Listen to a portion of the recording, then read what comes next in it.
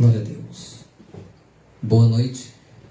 Que a graça e a paz da parte de Deus, o nosso Pai, e do Senhor e Salvador Jesus Cristo esteja chegando até a sua vida, sua casa, sua família, através do poder do Espírito Santo. Estamos entrando no ar para dar sequência. Essa sequência sobre o estudo do livro do Apocalipse, de uma forma como você ainda não teve a oportunidade de ver e hoje está vendo, que é ilustrado, mostrando para você, para que você tenha uma compreensão melhor sobre as revelações, a grande revelação, porque Apocalipse quer dizer isso, né? A revelação do Senhor Jesus Cristo ao apóstolo João e chegando até a sua igreja. Então nós estamos hoje começando a parte 3.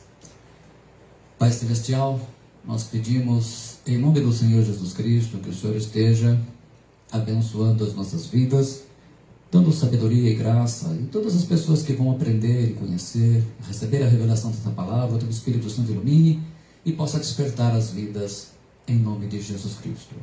Para a glória tua, meu Pai, poder do Espírito Santo, em nome do Senhor Jesus Cristo. Amém. Então, a questão é esta. Nós estamos vendo da grande tribulação até os novos céus. Estamos aí vendo o período da grande tribulação.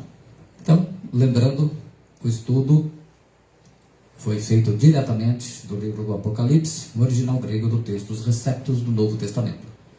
Aí um ano mais ou menos entre preparação e treino, e a gente ainda tem feito alguns arranjos em cima aí, atualizando. Então esse estudo, como eu tenho repetido, ele vai levar você a conhecer boa parte das revelações do Apocalipse como você nunca viu. Não é versículo por versículo, então existem algumas coisas que têm sido omitidas até para que, mesmo assim, ele ficou grande, né? A gente dividiu em 5 partes. Então, nós já vimos a parte 1, do capítulo 1 ao 6, onde eu expliquei qual a visão que está sendo estudada no Apocalipse. Lá na parte 1 eu explico que você pode estudar o Apocalipse em várias visões, pelo menos em 4 principais. E é por essas escolas, né, que pensam diferente, o porquê nós estamos seguindo aqui estamos seguindo. Então, para entender isso, você volta e assiste lá a primeira parte, para poder, né, que a gente não vai repetir aqui tudo que já passou, expliquemos lá. A parte 2, nós vimos semana passada, foi do capítulo 7 ao capítulo 10. Hoje, na parte 3, nós vamos estudar do Apocalipse 11 ao 14. Então, esta é a parte 3, para a glória de Deus. Sempre lembrando que os patrocinadores e aqueles que nos possibilitam fazer isso são os irmãos da comunidade evangélica do Reino de Deus, e que a glória toda é para o Senhor, né? Eles é que têm dado todo o apoio espiritual e financeiro. Então vamos começar. Conhecendo o livro do Apocalipse, capítulo 11. As 2 testemunhas de Cristo, os 2 profetas. Apocalipse 11, 15. E darei poder às minhas 2 testemunhas, e profetizarão por 1260 dias, vestidos de saco. Apocalipse 11, 3. E se alguém lhes quiser fazer mal, fogo sairá da sua boca, e devorará os seus inimigos. E se alguém lhes quiser fazer mal, importa que assim seja morto. Apocalipse 11, 5. Então, nós vamos vendo aqui, os 2 profetas, eles soltarão fogo pelas bocas, né? A gente está acostumado a ver aqueles de circo lá, que jogam aquele foguinho, não é? Esses não, eles vão soltar fogo como se fosse dragão mesmo, e matarão pessoas. Então, no período, enquanto eles tiverem que cumprir o ministério de 1260 dias, 42 meses ou 3 anos e meio. Então, durante os 3 primeiros anos e meio, eles farão esse trabalho. Juntamente com os 144 mil, que nós explicamos na semana passada, e a gente vai voltar a falar deles semana que vem, eles irão ganhar milhões de almas para Cristo. Eles têm poder para fechar o céu, para que não chova nos dias da sua profecia. E tem poder sobre as águas para convertê-las em sangue. e para ferir a terra com toda sorte de pragas, todas as quantas vezes quiserem. Apocalipse 11:6. Então vocês vão ver que eles vão receber poder ilimitado aí, né? Então, eles têm poder para fazer ficar sem chover, como Elias fez. Eles também podem fazer como Moisés, fazer água em sangue, trazer pestes. Podem fazer, né, trazer pestilência, quer dizer, podem repetir o efeito da Covid numa outra forma. Quem são os dois profetas de Apocalipse 11? Quem são eles?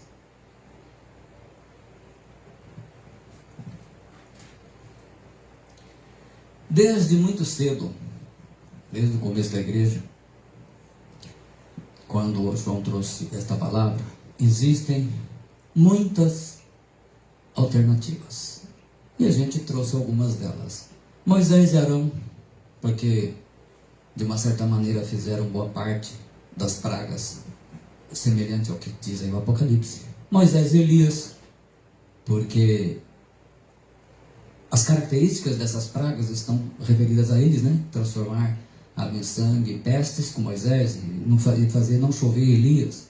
Elias e Jeremias, né? Por causa do que representam na escala de profetas. Pedro e Paulo, Lutero e Melanchthon, responsáveis pela reforma, entre outros. Josué e Caleb, que Josué parou o sol e a lua, nós explicamos na mensagem de domingo da semana passada, né? A mensagem sobre as 10 verdades sobre a oração. Amanhã a gente estará falando as duas últimas. Enoque e Elias. Aqui existe um grande número de estudiosos que creem que sejam Enoque e Elias, com base em Hebreus 9:27, que ele fala que convém que o homem morra uma vez. Enoque e Elias, eles não morreram, eles foram arrebatados vivos. Então há um número muito grande que diz que devem ser eles, terão que ser eles, e colocam aí uma porção de textos, né? Inclusive os milagres que aí se referem, né? Porque tanto um como o outro foram profetas. Elias foi arrebatado, Enoque foi arrebatado antes do dilúvio, e que todos eles representariam isso. O que podemos falar sobre eles? Primeiro, são testemunhas de Cristo, como a gente viu ali no versículo 3. Receberão poder, um poder muito grande, para fazer os milagres e convencer as pessoas, né? São profetas, portanto o Espírito Santo vai continuar aqui na grande tribulação. Profetizarão 42 meses, ou 1260 dias, ou 3 anos e meio, que são os 3 anos, os 3 primeiros anos e meio. Soltarão fogo pela boca. Quando terminarem seu ministério profético, Deus retirará a proteção de intocáveis. Então, a besta que sobe do abismo, alguns pensam em que seja um principado, um anjo caído, mas tudo indica mesmo, o entendimento da maioria dos teólogos é que seja o anticristo mesmo, a referência a ele, né? Abismo porque o seu poder vem do diabo, vem do inferno, né? Então ele irá matar os 2 profetas. Então os 2 profetas serão mortos pelo anticristo, ficarão mortos 3 dias e meio, não vão ser enterrados. Então os jornais, a TV, as redes sociais anunciarão a morte deles. Será um Natal infernal, de troca de presentes, de tanta felicidade, por não ouvir mais a mensagem de arrependimento. Então os ímpios vão comemorar muito a morte desses 2 profetas. Vai ser uma festa mundial, algo de impacto como é o Natal. Lá haverão trocas de presentes por causa das mortes deles. Eles vão se felicitar mesmo, porque a mensagem de arrependimento, a mensagem de conversão ao Senhor Jesus, ela será então freada da boca desses 2 homens. Os 2 profetas ficarão mortos 3 dias e meio. Depois Deus os ressuscitará e serão arrebatados, como a igreja fora 3 anos e meio antes. Então, fica a pergunta, mas afinal, quem serão esses 2 profetas que pregarão no mesmo tempo com os 144 mil judeus e converterão milhões de almas para o Senhor Jesus Cristo? A resposta: serão 2 homens de Deus escolhidos para a grande tribulação, que somente Deus conhece e revelará no tempo profético correto. Antes, a gente só pode fazer especulação. Então, de fato, esses 2 profetas, eles virão num poder semelhante a que Elias, e Moisés tiveram, mas serão especificamente pessoas, 2 homens separados para esse momento. E ouviram uma grande voz do céu que lhes dizia: subi para aqui. E subiram ao céu em uma nuvem, e os seus inimigos os viram. Apocalipse 11, 12. Vai ser um impacto quando os inimigos verem que eles estão subindo, né, sendo arrebatados aos céus, ressuscitados. E naquela mesma hora houve um grande terremoto, e caiu a 10ª parte da cidade. E no terremoto foram mortos 7.000 homens, e os demais ficaram muito atemorizados e deram glória ao Deus dos céus. Do céu, Apocalipse 11, 13. Então, no momento em que eles forem arrebatados, vai haver um grande terremoto, e vai haver aí pessoas glorificando a Deus que vão reconhecer que eles eram enviados, realmente profetas do Altíssimo. O toque da 7ª trombeta. E o 7º anjo tocou a sua trombeta, e houve no céu grandes vozes, que diziam: os reinos do mundo vieram a ser de nosso Senhor e do seu Cristo, e ele reinará para todo sempre. E os 24 anciãos, que estão assentados em seus tronos, diante de Deus, prostraram-se sobre os seus rostos e adoraram a Deus, dizendo: graças te damos, Senhor Deus Todo-Poderoso, que és, que eras e que has de vir, que tomaste o teu grande poder e reinaste. Este versículo foi explicado na parte 1, né, em que ele fala a mesma coisa, né? Então, a 7ª trombeta, mostrando os 24 anciãos. E iraram-se as nações, e veio a tua ira e o tempo dos mortos, para que sejam julgados, e o tempo de dar-lhes o galardão aos profetas, teus servos, e aos santos, e aos que temem o teu nome, a pequenos e a grandes, e o tempo de destruíres os que destroem a terra. E abriu-se no céu o templo de Deus, e a arca da sua aliança foi vista no seu templo, e houve relâmpagos e vozes e trovões e terremotos e grande saraiva. Então a 7ª trombeta, ela compreende um período de tempo final dos primeiros 3 anos e meio da grande tribulação, e o começo dos 3 anos e meio finais da grande tribulação. Então ela inclui as 7 taças da ira, e ela será tocada, né, no meio da 70ª semana de Daniel, conforme profetizou Daniel, 42 meses. As 7 taças da ira, então elas são fundamentais nesse tempo profético. Os anciões. A palavra ancião traduz aí a palavra presbíteros. A exemplo, como eu expliquei na parte 1, de Apocalipse, apostasia e apóstolos. Presbítero é uma palavra que foi transliterada, ela não foi traduzida, né? Algumas traduções a traduzem como anciãos. Eles representam o que? A igreja de Jesus. Porque no Novo Testamento, pastor, bispo e presbítero é a mesma pessoa. O que muda é a função ministerial. Pastor, o que pastoreia, o que cuida das pessoas, o que aconselha, o que orienta, o que ouve, aquele que, né, recebe as pessoas, visita, aquele que recebe em casa, orienta. O bispo, aquele que supervisiona igrejas em outras localidades, né? E o presbítero, aquele que usa a parte administrativa, aquele que administra, né? Então eles representam a igreja de Jesus arrebatada, e lá está nos céus, glorificada, pois Israel ainda não foi salvo nesse momento, descrito aí no Apocalipse, e não há referências na Bíblia de anjos como sendo anciãos. Então é um símbolo da igreja arrebatada. E abriu-se no céu o templo de Deus, e a arca de sua aliança foi vista no seu templo, e houve relâmpagos e vozes e trovões, e terremotos, e grande saraiva. No versículo 19. Então, aí como a gente está vendo a arca da aliança, ele está vendo lá no céu com relâmpagos. É o templo, a arca e a aliança no céu.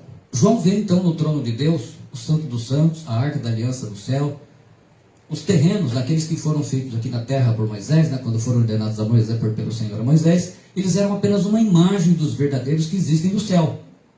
O que foi antecipado em Apocalipse 4, 1 e 8, 5, que nós já vimos, se tornará uma terrível realidade.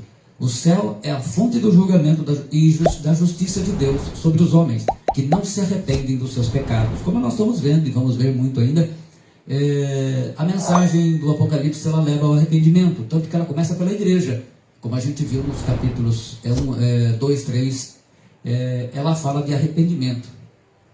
Capítulo 12.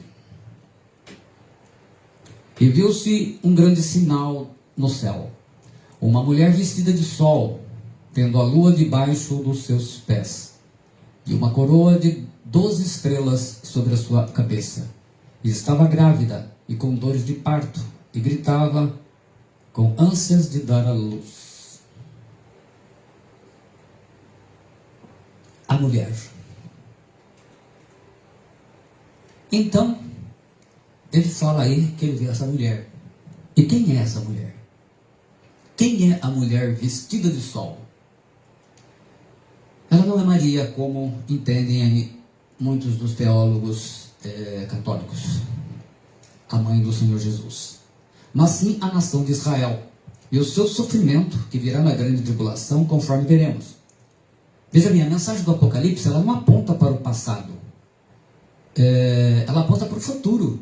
Então, quando João vê, Maria já tinha morrido, ela já estava morta. João está olhando para o futuro da igreja, porque veja bem como nós estudamos no capítulo 1, por isso que é muito importante você, para entender bem o Apocalipse, pegar pela sequência.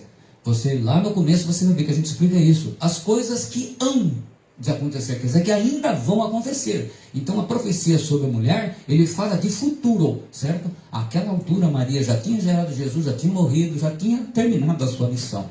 Então, nós estamos falando de Israel e nós vamos ver os elementos. Aí fala ao Senhor, nós vamos identificar que Deus chama Israel de mulher, porque o teu Criador é o teu marido, o Senhor dos exércitos é o seu nome, e o Santo de Israel é o teu Redentor, que é chamado o Deus de toda a terra. Isaías 54:5. Porque o Senhor te chamou como uma mulher desamparada e triste de espírito, como uma mulher da mocidade, que fora desprezada, diz o teu Deus. Isaías 54:6. Vamos ver que tem mais. Como eu falo para vocês, e falei desde o começo, o entendimento do Apocalipse, ele exige textos do Antigo Testamento, porque João vai se referir a muitas dessas profecias. Então é impossível entender o Apocalipse sem conhecer o Antigo Testamento. Por isso que muitos ignorantes deturpam o Novo Testamento e o Apocalipse, porque ignoram o Antigo, né, e desprezam. Canta alegremente, ó estéril, que não deste a luz, rompe em cântico, e exclama com alegria, tu que não tiveste dores de parto, porque mais são os filhos da mulher solitária do que os filhos da casada, diz o Senhor. Isaías 54:1. Em Gênesis, aí nós vamos ver lá as 12 estrelas. Depois José sonhou outra vez e contou também esse sonho aos seus irmãos. Ele disse assim, eu tive um outro sonho. Desta vez o sol, a lua e 11 estrelas se curvaram diante de mim. Então o José vê isso, o sol e a lua, 11 estrelas, com ele 12. Então as 12 estrelas são as 12 tribos de Israel. Ruben, Simeão, Benjamim, Levi, Judá, José, Naftali, Zebulon, Aser, Gade e Issacar e Dan. Mulher, a nação de Israel, 12 estrelas, as 12 tribos de Israel. Sol, a posição exaltada de ser o povo da promessa, Romanos 9:3-5. Lua, a aliança de Deus com Israel era associada com as luas novas, 1 Crônicas 23:31, 2 Crônicas 2:4, 8:13, Ezequiel 3:5, Salmo 81:3. Então está associada às luas novas. Filho, o Messias da promessa, que era judeu. Alguns estudiosos entendem que aqui serão os 144.000 arrebatados, como serão no capítulo 14, essa descendência perseguida e salva. Viu-se também outro sinal no céu, e eis um dragão, grande e vermelho, a sua cauda arrastava a terça parte das estrelas do céu. Então, o diabo o que está fazendo? Vai perseguir a mulher, quer dizer, vai perseguir a nação de Israel. Porque nós vamos ver que o anticristo ele vai romper, conforme profetizou Daniel, essa aliança. Então ele vê esse dragãozão aí que é o diabo. Perseguiu a mulher que dera à luz o filho varão. Então veja bem, o diabo não perseguiu Maria. Isso ele vai cumprir perseguindo a nação de Israel. Apocalipse 12:13. A mulher, porém, fugiu para o deserto durante 1260 dias. Então, a gente vê o quê? Essa profecia não pode ser Maria, nem tem como. Porque ela não ficou 3 anos e meio fugindo no deserto, não é? E a mulher fugiu para o deserto, onde já tinha lugar preparado por Deus, para que ali fosse alimentada durante 1260 dias. Então o dragão, o diabo, ele persegue a nação de Israel. Vai ver porque ele vai quebrar a aliança, como nós vamos ver. E a mulher foge para o deserto. Então, um símbolo que não vai ter jeito, né? Eles vão realmente ter que fugir. E diz aí Oséias, cumprindo Oséias 2,14: portanto, eis que eu a atrairei e a levarei para o deserto e lhe falarei ao coração. Então observe que o que João está vendo já fora dito pelos profetas. Ele levará quem para o deserto? A nação de Israel, a profecia de Oséias. E perguntou: por qual caminho atacaremos? Respondeu Jorão: pelo deserto de Edom. Então a pergunta é: para que deserto que Israel vai fugir? O deserto de Edom. Edom, Moab e Amon, atuais árabes, os atuais árabes da Jordânia e da Arábia. Eles escapam do anticristo e preparam refúgio para Israel. Israel rompeu a aliança com a besta que emerge do mar. E nós vamos ver isso no 13. Então a mulher foge para o deserto. Então a fuga vai ser grande porque a perseguição com seus exércitos vai ser massacrante. O anticristo não vai ter piedade. E os 10 chifres que viste são 10 reis que ainda não receberam o reino, mas receberão poder como reis por 1 hora, juntamente com a besta. Os 10 chifres são os 10 reis do Império Romano, revivificado. São os 10 dedos em Daniel. A Liga das 10 Nações, simbolizada por 10 dedos e 10 chifres. As estrelas, nós vamos ver isso no capítulos correspondentes. A sua cauda arrastava a terça parte das estrelas do céu, as quais lançou para a terra. Então, o dragão atrai 1/3, né, dessas estrelas. Na rebelião original, 1/3 do exército de anjos seguiu a Satanás. Para enfrentar o arcanjo Miguel e os anjos de Deus, os anjos caídos estarão novamente prontos para essa batalha no céu, na grande tribulação. Então, aquela batalha que foi travada na primeira rebelião, a primeira divisão que a obra de Deus recebeu, a primeira divisão foi no céu. E o diabo foi o responsável, com 1/3 dos anjos. Só que a batalha não ficou terminada. Ela vai ser concluída na grande tribulação. Apocalipse 12 é o centro da revelação do grande conflito entre as forças do bem e do mal. Esse capítulo denuncia o grande inimigo agindo direta e indiretamente na condução do mundo em rebelião contra Deus. Mas em todos os enfrentamentos já foi derrotado. Continua lutando enquanto aguarda o momento final de sua execução e dos seus seguidores. Nós veremos isso na parte final, né? A guerra dos anjos. Então, essa guerra, ela é inevitável. Então ele fala que houve batalha no céu. Apocalipse 12, 7. Miguel e seus anjos versus o dragão e seus anjos, o Satanás. E houve batalha no céu. Miguel e seus anjos batalhavam contra o dragão. E batalhava o dragão e seus anjos, mas não prevaleceram, nem mais o seu lugar se achou nos céus. Apocalipse 12, 7, 8. Então vai ser uma guerra muito bem travada. E o arcanjo Miguel, que hoje é o número 1 dos anjos, juntamente com seu exército, vão vencer. Então aquela batalha que ficou inacabada, agora vai terminar. Então Satanás, o grande dragão, Dracon, em grego, né? Que significa uma criatura, símbolo de poder, né? Ele é um ser poderoso. Não é Deus, mas ele é um ser poderoso que tem poder para fazer muito mal. E isso ele tem feito. Satanás, a antiga serpente, Office, cobra, serpente. Então, relembrando aquela serpente que seduziu Adão e Eva. Diabo, vem do grego diabolos, quer dizer caluniador, difamador, que faz comentários maliciosos, que faz falsas acusações. Então, quando uma pessoa sai falando mentira sobre a vida de outra pessoa, ela é um diabolos. Satanás. Satanás vem do hebraico Satã, adversário, pois seduz à apostasia e ao pecado contra Deus. Então, uma das habilidades do diabo, de Satanás, o que é? É levar as pessoas à apostasia, a mudar os textos e a interpretação da Escritura, como nós temos visto nos últimos dias.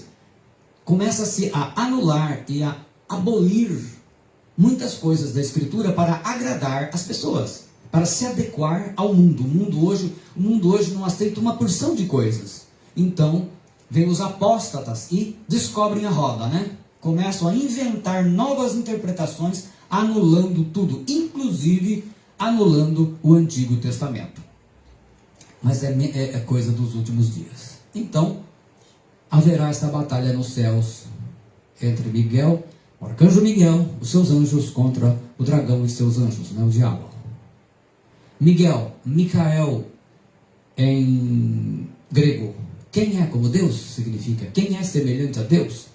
O primeiro dos príncipes, ou arcanjo e comandante dos anjos de Deus. Leal ao Senhor, o nosso Senhor Jesus, ele expulsará o diabo do céu para sempre. Então, acabou a mamata dele. Então, essa batalha está sendo aguardada e ela será pouquinho antes de começar a segunda metade e a parte final da grande tribulação. Então, essa guerra de anjos, ela será inevitável e vai realmente acontecer. E vai trazer muitos reflexos na terra. Então, ele expulsa o grande dragão do céu. Então, o diabo vai ganhar a sua expulsão de lá. Veja que o Senhor Jesus não vai lidar com o diabo. O diabo é uma criatura. Ele vai expulsá-lo através do arcanjo Miguel. Ele vai cumprir Lucas 10, 18, né? Que Jesus viu a Satanás cair do céu. O dragão irou-se contra a mulher e saiu para guerrear contra o restante da sua descendência. Então, o diabo, como é vingativo, ele tem vingança. Ele vai ficar muito irado por ter perdido essa batalha, que ele não queria perder, e vai passar a atacar, centrar forças para destruir Israel. Por isso que eu falei na parte 1, que era impossível interpretar o Apocalipse antes da restauração de Israel em 1948. Satanás vai guerrear contra a descendência da mulher, que são os judeus, né? Então ele vai realmente fazer um grande estrago. Capítulo 13. Nós vamos partir para o capítulo 13. O anticristo e o falso profeta. O anticristo, a besta do mar. O falso profeta, a besta da terra. E vi subir do mar uma besta que tinha 7 cabeças e 10 chifres. E sobre os seus chifres 10 diademas, e sobre as suas cabeças um nome de blasfêmia. E a besta que vi era semelhante ao leopardo, e os seus pés como os de urso, e a sua boca como a de leão, e o seu dragão. E o dragão deu-lhe o seu poder, e o seu trono, e grande poderio. Então ele vai ser literalmente... Quem é a besta com 7 cabeças e 10 chifres no Apocalipse? Na segunda metade da grande tribulação. Agora começa a parte pior. Então ele vê lá o dragão surgindo do mar, símbolo das nações, né? Então ele tinha boca de leão, pés de urso, parecia com o leopardo. E o dragão lhe dá poder. Então, símbolo do quê? Dos impérios da Babilônia, Medo-Persa, da Grécia e de Roma. Leopardo, a Grécia, era o símbolo da Grécia, conforme aprendemos em Daniel. A besta será rápida e será um conquistador insaciável, como eram os gregos, né? Aqui representado por Alexandre o Grande, tido como o maior de todos os conquistadores. Então, o anticristo ele vai ser rápido, um conquistador insaciável. Então, vai mesmo partir para cima dos países que não quiserem o seu domínio. Pés de urso representam o império Medo-Persa, que foi um império dividido. O anticristo será de grande força, autoridade, de um poder estável, consolidador. Então vai conquistar e vai manter o que conquistou. Boca de leão, representando a Babilônia. O anticristo será matador, ameaçador, voz autoritária, líder nato, perseguidor, e expandirá seus domínios como a Babilônia. Assim como fez a Babilônia nos tempos de Daniel, de Jeremias, de Ezequiel, o anticristo também fará. Poder do dragão. O anticristo será o diabo encarnado num homem, ou o filho do diabo, e seu poder será sustentado pelo diabo, o seu pai. É por isso que ele é anticristo, né? Contra Cristo, é uma imitação barata de Cristo. Besta, a palavra grega é terion, quer dizer um monstro. Então, quando fala de besta, fala de um monstro, literalmente um homem cruel. O Hitler não será comparável em maldade ao anticristo. Mar, nações agitadas pela economia, por questões econômicas como estão. Então, do meio das nações agitadas, 10 chifres, o seu poder político será sustentado por 10 nações. Estudaremos no capítulo 18, a nova ordem mundial. Então, isso nós vamos ver, essas nações. 7 cabeças, 7 impérios, dos quais 6 já passaram e cumpriram o seu tempo, e o 7º será o império do anticristo. Então eu quero chamar a atenção de você que está me assistindo, que vai me ver. Veja bem, como Deus mostrou as coisas, os acontecimentos de tudo. Ele pegou os 7 impérios, os 6 impérios mais conhecidos, que foram os últimos, e depois preparou na revelação o 7º e último império, 7 é o número da perfeição, é o tempo da profecia, que será o império do anticristo. Quais são? Então ele fala do império egípcio, né, do Egito, o império da Síria, o império da Babilônia, o império da Média-Pérsia, o império da Grécia. 5 já caíram. Roma, que ainda existia na época do apóstolo João, né? O império romano também já não existe mais. E o império do anticristo, que é a besta que sobe do abismo, que ainda vai acontecer.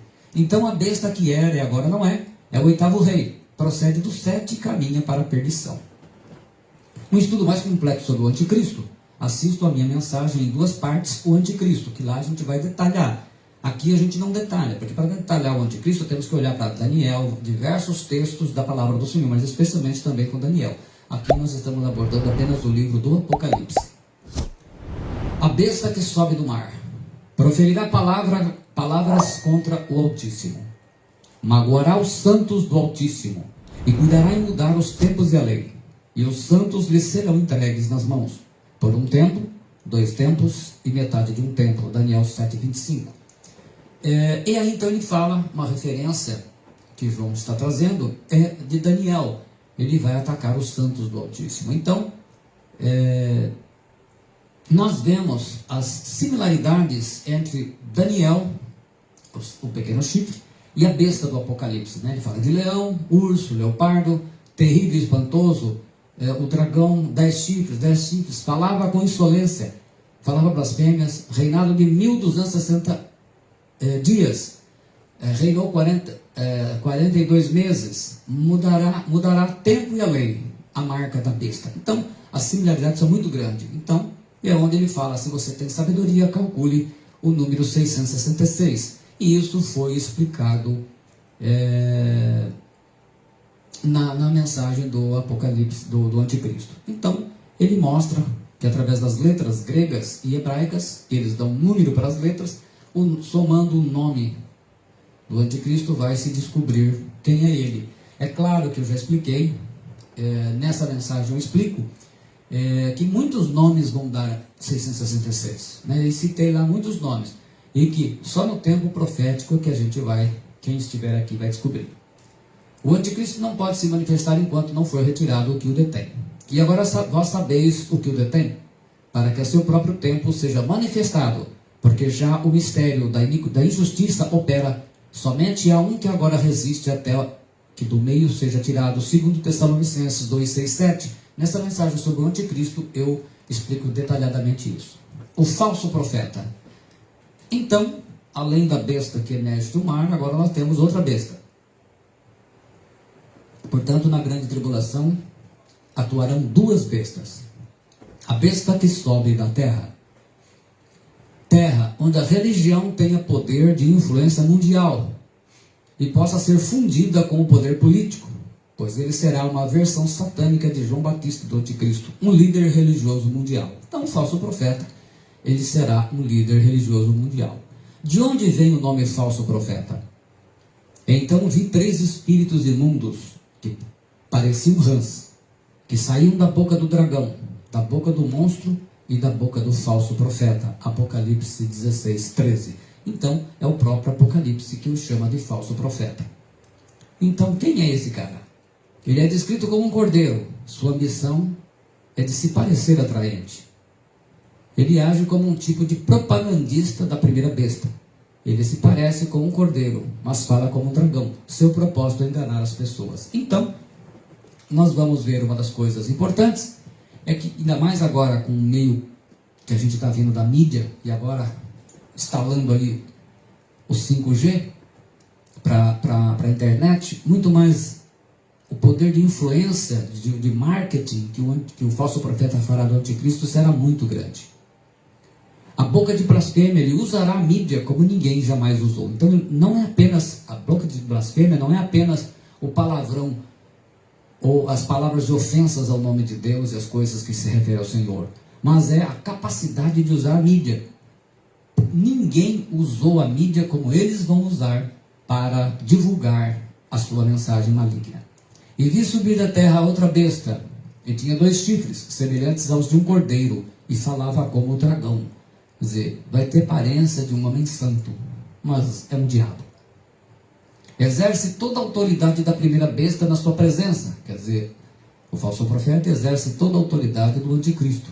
Faz com que a terra e os seus habitantes adorem a primeira besta, cuja ferida mortal fora curada. Apocalipse 13, 11 e 12. Então, vai haver essa forma de enganação, vai haver essa divulgação em massa da sua mensagem, e ele vai ter esse aparente milagre aí, falso milagre, sinais e prodígios, né? Provavelmente uma falsa morte e ressurreição que vai enganar a muita gente. E ele falando também o que hoje tem sido chamado de Great Reset, né? A nova ordem mundial. O Fórum Econômico Mundial, o FEM, tornou oficial o que se pode definir como a agenda da nova ordem mundial, aproveitando-se da pandemia da Covid-19. Então a Covid-19 ela já ajudou a acelerar essa agenda. Todos os países, dos Estados Unidos até a China, devem participar, e todos os setores, bem como a tecnologia de petróleo e gás, devem ser transformados. Então o mundo, né? A nova ordem mundial é o contexto econômico, político, militar e religioso também, que envolve as nações num plano internacional. O religioso ele vai demorar um pouco mais para entrar, mas as outras já vão começar a ser preparadas. A nova ordem mundial será fundamental para o governo do anticristo. No Apocalipse é chamada de a Babilônia, e lá a gente verá mais sobre isso. Então, o anticristo no capítulo 13, ele revela, começa a segunda metade da grande tribulação, nos últimos 3 anos e meio. Então ele rompe a aliança com Israel, conforme está lá em Daniel 9, 27, a gente estuda isso nas mensagens do Apocalipse, do anticristo. Ele vai se assentar no Santo dos Santos. Aí os judeus vão perceber que foram enganados, né? Rompe a aliança e eles passam a ser perseguidos, conforme nós estávamos vendo aí, através do diabo. Para que ninguém possa comprar ou vender, senão aquele que tem a marca, o nome da besta ou o número do seu nome. Apocalipse 13, 17 e 18. Então, como parte dessa nova ordem mundial, implica em domínio, em que tudo será digital. Então a marca da besta que vai ser implantada, ela exigirá o quê? Uma tecnologia como a da 5G, a 4G não é possível para isso, aonde não só as informações são rápidas, né? Com a 5G você vai controlar o seu forno, o seu micro-ondas, você imagina isso a nível mundial. Os Pix da vida, não haverá mais moeda, papel moeda, o dinheiro será virtual. Portanto, ninguém vai conseguir comprar, vender, fazer nada sem ter a marca da besta. A palavra ep em grego, sobre, em cima. Literalmente, a marca da besta ela vai ser colocada sobre a pele. Então, sobre a testa, sobre a mão. Se ela vai, a mão direita, se ela vai ser usada nanotecnologia ou qualquer outra coisa, isso com certeza vai acontecer, mas ela será visível, porque será uma escolha. As pessoas hoje estão pensando na marca da besta como uma coisa que você é enganado e depois descobre, eu pus a marca da besta. Não, a marca da besta ele exige, porque ele exige a renúncia do nome de Jesus e exige que você realmente seja um adorador dele mesmo. Então é uma coisa consciente. Por quê? Porque senão você vai morrer de fome.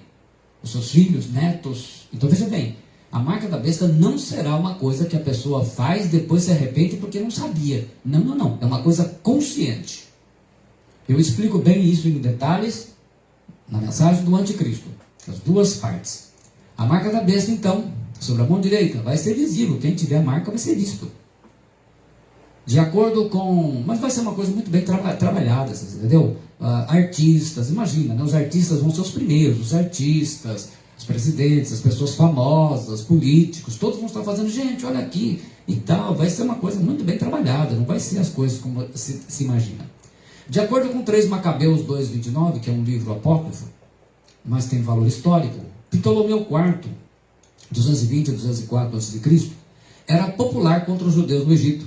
Fechou as sinagogas e tentou forçá-los a tatuar na pele a folha de Hera, como sinal do deus Dionísio, aderindo dessa maneira a esse culto idólatra. Aos judeus que se recusavam, ele ameaçava de morte. Então, basicamente, isso daí vai ser algo que vai ser recorrente na grande tribulação. Então, João provavelmente já sabia disso. E quando Deus lhe mostra, ele então tem ideia para falar para eles. Então, muitos judeus morreram porque não aceitaram essa marca da Hera. Imagina o anticristo vai ser a mesma coisa, né? Então, a folha de Hera, usada na adoração ao deus grego, o deus do vinho, né? Ou Dionísio para os gregos, ou Baco para os romanos, uma espécie de um deus aí, um Zé Pilintra, um upgrade. Na ministração, o anticristo apresenta muitas informações sobre a marca da besta. A gente não vai detalhar tudo aqui. Capítulo 14, o último capítulo de hoje. E olhei, e eis que estava o Cordeiro sobre o monte Sião, e com ele 144.000, que em suas testas tinham escrito o nome de seu pai. Vimos os 144.000 no capítulo 7. São todos judeus enviados a pregar o evangelho do reino. E ouvi uma voz que vinha do céu, semelhante a um fragor de águas e ao ribombo de um forte trovão. A voz que eu ouvi era como o som de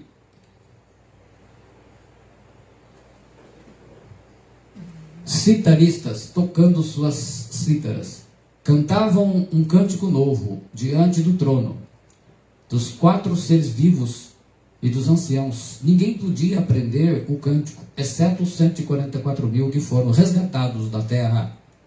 Então, nós já estudamos uma boa parte sobre os 144.000, que eles serão intocáveis, não vão morrer, não vão ficar doentes, não vão ser presos, não vai acontecer nada. O anticristo não vai conseguir pôr a mão neles.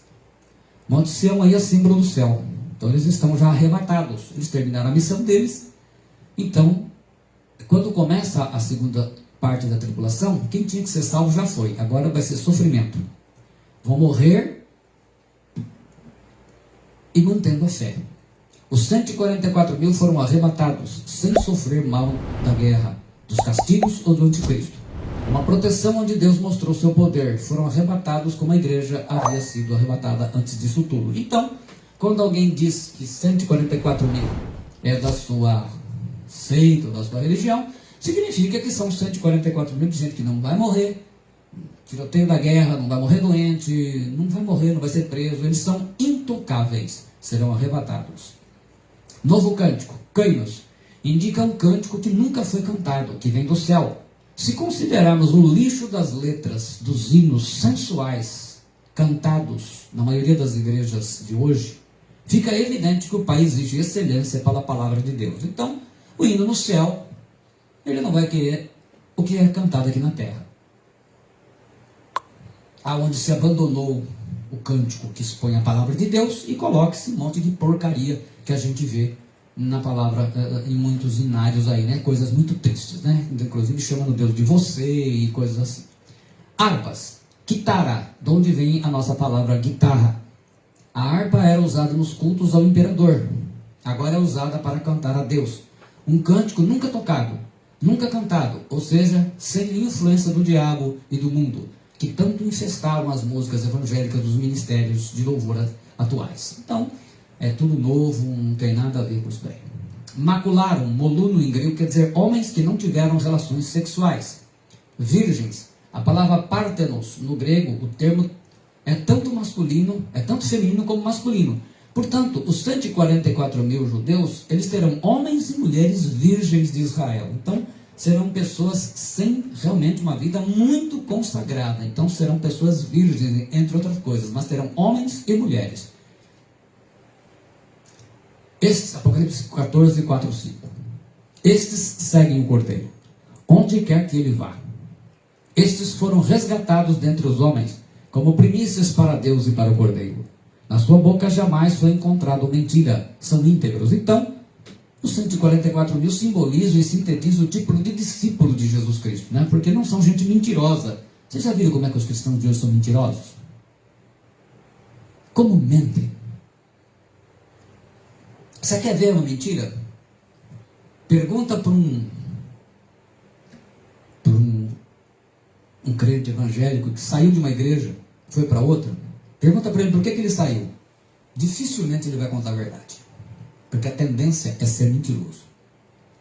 Seguidor, a palavra akoloutel quer dizer ser ou tornar-se um discípulo. Portanto, os 144 mil serão discípulos de Jesus Cristo. Mentira, dolos.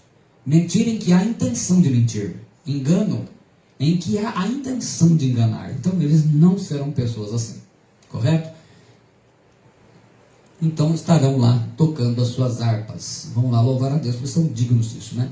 Esses são os adoradores que o Pai procura. Discípulos de coração limpo, sem pecados sexuais, não mentirosos e que cantam hinos apropriados.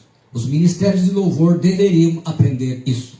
Então eu vou repetir isso, porque quem sabe você possa dizer lá para o ministério de louvor da sua igreja: olha, discípulos de coração limpo, sem mágoa, sem problemas, sem pecados sexuais, não mentirosos e que cantam hinos apropriados.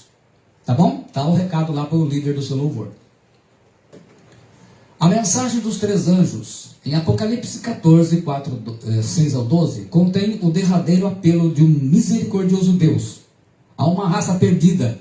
Sua programação em todo o mundo ocorre no contexto dos eventos finais da história do planeta, conforme narrados em Apocalipse 13. Então, a gente vai ver que Deus, mesmo estando desse jeito, como Ele é tão amoroso, Ele ainda vai continuar mandando a mensagem através dos 3 anjos. Vi depois outro anjo que voava no meio do céu, com o evangelho eterno para anunciar aos habitantes da terra, a toda nação, tribo, língua e povo.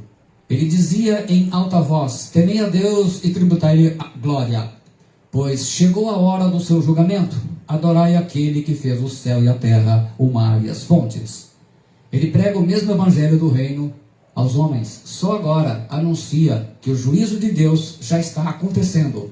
É pegar ou largar a salvação. Nós pregamos: o juízo virá. Eles estão dizendo: já está acontecendo.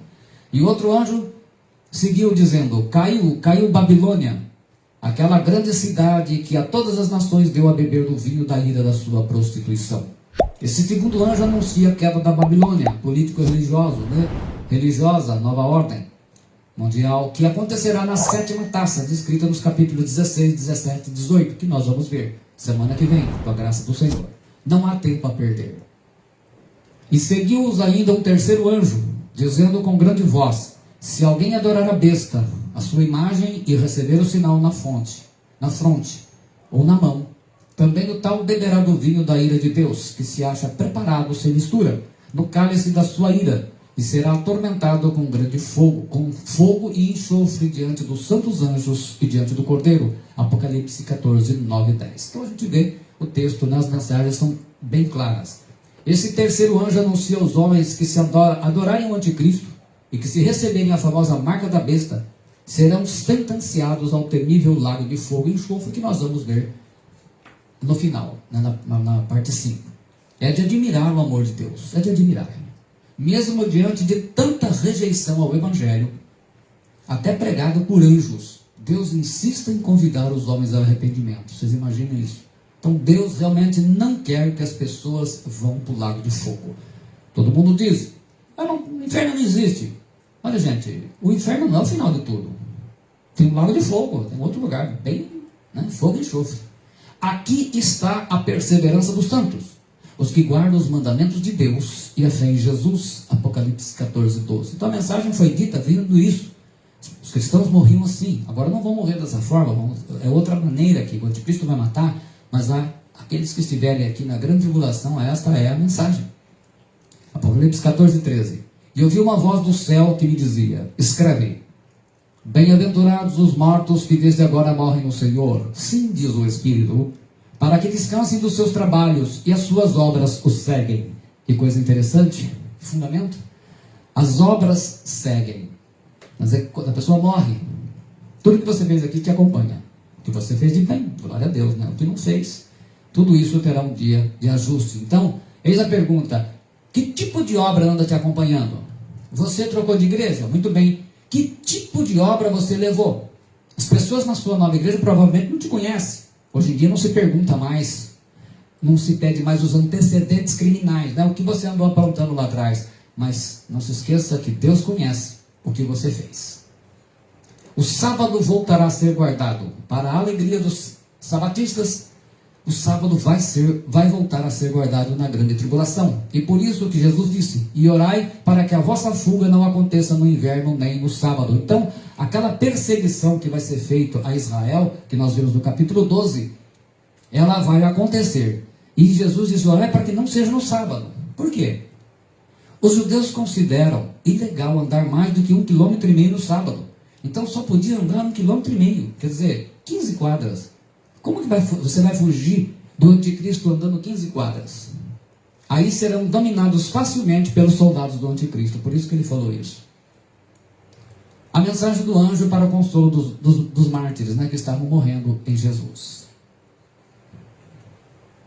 Continua. Eu sei que está interessante para aqueles que amam a palavra do Senhor, né? Então, nós agradecemos até aqui todos os que nos acompanharam, para a glória do Pai, do Filho e do Espírito Santo. A mensagem que o Senhor Jesus Cristo enviou a João para anunciar a igreja, anunciar o mundo, é isso que nós estamos retransmitindo, é isso que nós estamos traduzindo. Então nós estamos tentando ser um intérprete do apóstolo João. Aquilo que o Senhor Jesus Cristo deu a ele, para dizer à igreja, para dizer ao mundo, é esse o propósito que nós estamos fazendo e que nós temos convidado a todos. Então, que você se inscreva no meu canal, no YouTube, então ajuda.